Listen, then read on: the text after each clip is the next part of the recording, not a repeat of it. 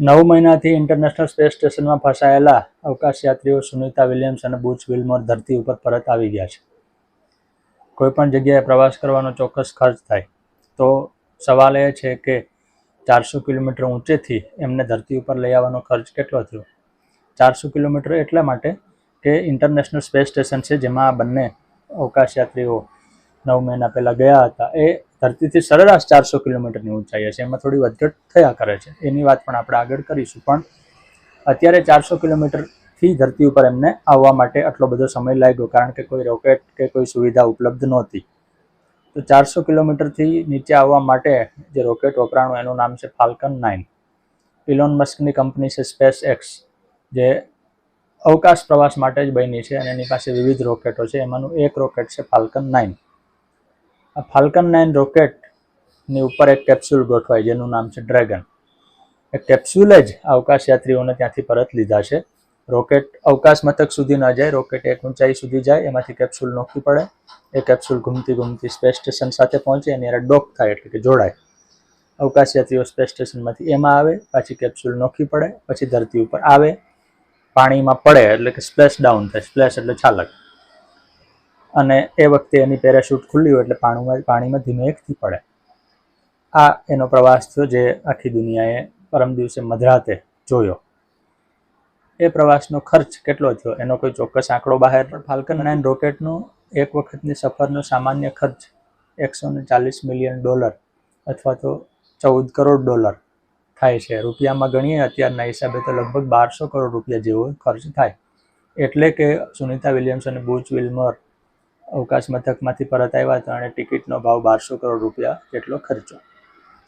જોવાની વાત એ છે કે સુનિતા વિલિયમ્સ અને બુચ વિલ્મોરનો સરેરાશ પગાર લગભગ $1.5 લાખ છે વાર્ષિક, એટલે કે $1.25 કરોડ રૂપિયા જેટલો થાય, જ્યારે એને લાવવાનો ખર્ચો 1200 કરોડે પહોંચ્યો. પણ અવકાશ યાત્રાઓમાં જે જોખમો હોય એમાંનું એક આ જોખમ આખી દુનિયાએ જોયું કે તમે અવકાશ મથકમાં ફસાઈ જાવ તો શું થાય. થોડા વર્ષો પહેલાં ધ માર્શિયન નામની ફિલ્મ આવી હતી. આપણે ધરતીના વાસીઓ અર્થિયન એટલે કે પૃથ્વીવાસીઓ કહેવાય, એમ મંગળ ઉપર રહેતા હોય માર્શિયન કહેવાય. તો એ ફ્યુચરિસ્ટિક સાયન્સ ફિક્શન ફિલ્મમાં એવું છે કે નાસાના વિજ્ઞાનીઓ મંગળ ઉપર જાય છે, પ્રયોગો કરે છે અને પરત આવે છે. પણ પરત નીકળી જાય પછી ખબર પડે કે એક અવકાશયાત્રી ત્યાં ભૂલાઈ ગયો છે. હવે એને પરત લઈ આવો કેમ? પરત લઈ આવવા માટે કંઈ મંગળ નજીક તો છે નહીં, ગલીના નાકે તો છે નહીં. એટલે ફરીથી લોન્ચિંગ સિસ્ટમ અને એનો ખર્ચો અને એના જોખમો બધું જ જોવું પડે. એ બધું થાય ત્યાં સુધી પેલો અવકાશયાત્રી મંગળ ઉપર એકલો શું કરે? એકલો માણસ ફસાઈ જાય તો શું કરે? એની વાત ફિલ્મમાં છે. આ ફિલ્મ જેવી ઘટના સુનિતા વિલિયમ્સ અને બુચ વિલ્મોર સાથે બની. પણ તો પણ થોડોક ફરક એટલા માટે કે એ મંગળ ઉપર ફસાણો તો જ્યાં મોટી ધરતી હતી, જ્યારે આ લોકો 6 બેડરૂમનું મકાન હોય એવડું જે સ્પેસ સ્ટેશન છે એની અંદર ફસાયેલા હતા. એક બંધિયાર જિંદગી એમણે જીવી, કારણ કે સ્પેસ સ્ટેશનની બહાર તમે નીકળી ન શકો. તમારે જે નિર્ધારિત દૈનિક પ્રક્રિયાઓ છે એ જ ફોલો કરવી પડે. ખાવા માટે જે પ્રવાહી બનેલી વાનગીઓ કે અમુક સૂકો ખોરાક છે એ જ ખાવો પડે. આ સમગ્ર ઘટનાક્રમે અવકાશ પ્રવાસની દિશામાં કેટલાક નવા દરવાજા ખોલી નાખ્યા છે. એક તો નાસા છે 1976થી લઈને 2011 સુધી સ્પેસ શટલ પ્રોગ્રામ ચલાવતી હતી. શટલ આપણે જાણીએ છીએ કે નિયમિત આવન જાવન, અને જે સ્પેસ સ્ટેશન છે ત્યાં રોકેટ જાય, અવકાશયાત્રીઓને ઉતારે, પાછું આવે, અવકાશયાત્રીઓ ત્યાં રહીને પ્રયોગ કરે. એનો ત્યાં જવાનો અને સામાન લઈ જવાનો કિલોગ્રામ દીઠ ખર્ચ સ્પેસ શટલનો $55,000 થતો હતો કિલોગ્રામ દીઠ. જ્યારે ઇલોન મસ્કે ફાલ્કન રોકેટ બનાવ્યું એનો કિલોગ્રામ દીઠ આ જ પ્રવાસનો ખર્ચ $3,000 થાય છે. એટલે કે ઘણો બધો નીચે લાવી દીધો. એના કારણે નાસાએ પહેલીવાર ખાનગી રોકેટો વાપરવાની શરૂઆત કેટલાક વર્ષો પહેલાં કરી, જેમાં ઇલોન મસ્કનું સ્પેસ મહત્વનું છે. એમ તો જેફ બેઝોસની કંપની પણ છે, પછી રિચાર્ડ બ્રોન્સનની કંપની ગેલેક્ટિક પણ છે. આવી 2-3 કંપનીઓ છે જે સ્પેસની દિશામાં કામ કરવામાં આગળ છે, પણ એમાં ઇલોન મસ્કની કંપની સૌથી આગળ છે. તો એ રોકેટ છે અત્યંત શક્તિશાળી બનાવ્યું છે, અને રોકેટની ઉપર ડ્રેગન નામની કેપ્સ્યુલ ગોઠવાય. કેપ્સ્યુલ એટલે માની લો ને કે ઘર, કે જેમાં અવકાશયાત્રીઓ ધરતી ઉપર પરત આવ્યા. રોકેટ અવકાશ મથક સુધી ન જાય, રોકેટ અવકાશમાં ન જાય, પૃથ્વીના એક સ્તર સુધી જાય અને ત્યાંથી જે એની પાસે ઉપગ્રહ હોય તો ઉપગ્રહ, કેપ્સ્યુલ હોય તો કેપ્સ્યુલ, અવકાશયાન જે હોય તે છોડી દે. એટલે ફાલ્કન 9 ઉપર ચડ્યું, એમાંથી ડ્રેગન કેપ્સ્યુલ નોખી પડી, પછી પોતાની મેળે ફરતી સ્પેસ સ્ટેશન સુધી ગઈ, એની હારે જોડાઈ, અવકાશયાત્રીઓ નીચે આવ્યા. જે પ્રક્રિયા દરેક અવકાશ પ્રવાસમાં થતી હોય એવી થઈ. અવકાશમાં સ્પેસ સ્ટેશનમાં આ લોકોએ શું કર્યું? તો કે આમ તો એને અઠવાડિયું જ રહેવાનું હતું, એટલે અઠવાડિયાનું જ કામ હતું. એમાં પ્રયોગો કરવાના હતા જાત જાતના. સ્પેસ વોક એટલે કે અવકાશ મથકની બહાર નીકળી અને સ્પેસમાં વોકિંગ કરવાનું. એ દરમિયાન એના શરીર ઉપર શું અસર થાય છે એ માપવામાં આવે, જેથી ભવિષ્યના અવકાશ પ્રવાસોની જાણકારી મળી શકે.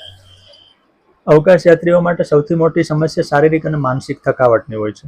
શારીરિક થકાવટ એટલા માટે કે આપણું શરીર ધરતી માટે બનેલું છે, અવકાશ માટે નહીં. આપણું હૃદય છે એ આપણે ઊભા હોઈએ, બેઠા હોઈએ, ચાલતા હોઈએ ત્યારે આખા શરીરને લોહી પહોંચાડે અને એનું પમ્પિંગની એક ચોક્કસ પ્રક્રિયા છે. જ્યારે અવકાશમાં તમે ઊભા બેઠા હોતા જ નથી, અવકાશમાં કાંઈ સીધું ઊંધું હોતું જ નથી, તમે હવામાં હો છો, ગુરુત્વાકર્ષણ ઓછું હોય છે, એટલે હૃદયને વધારે તકલીફ પડે. એના માટેની પ્રેક્ટિસ કરવી પડે. એટલે કોઈ પણ વ્યક્તિ રાતોરાત અવકાશ યાત્રી નથી બની જતો.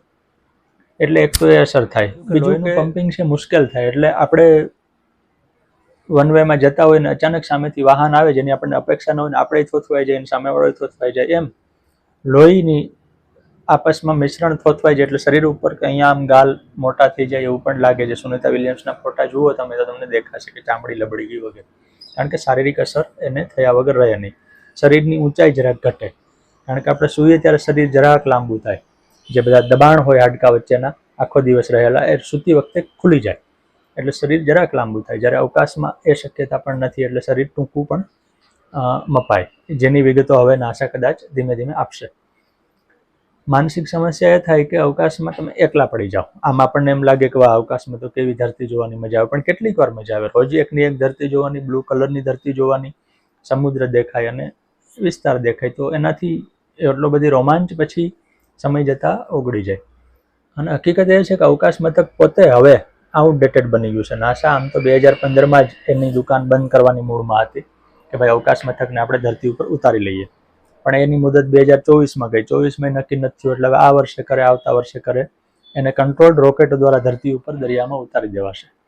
દરિયામાં એટલા માટે કે ધરતી ઉપર 70% ભાગ દરિયામાં છે, અને કોઈ પણ અવકાશ મથક કે અવકાશમાંથી આવતો પદાર્થ દરિયામાં ઉતરે તો એને અકસ્માતનું જોખમ ઓછું રહે. એટલે સુનિતા વિલિયમ્સ બુચ વિલ્મોરને લઈને ડ્રેગન કેપ્સ્યુલ આવી પણ કેલિફોર્નિયાના કાંઠે સમુદ્રમાં જ ઉતરી.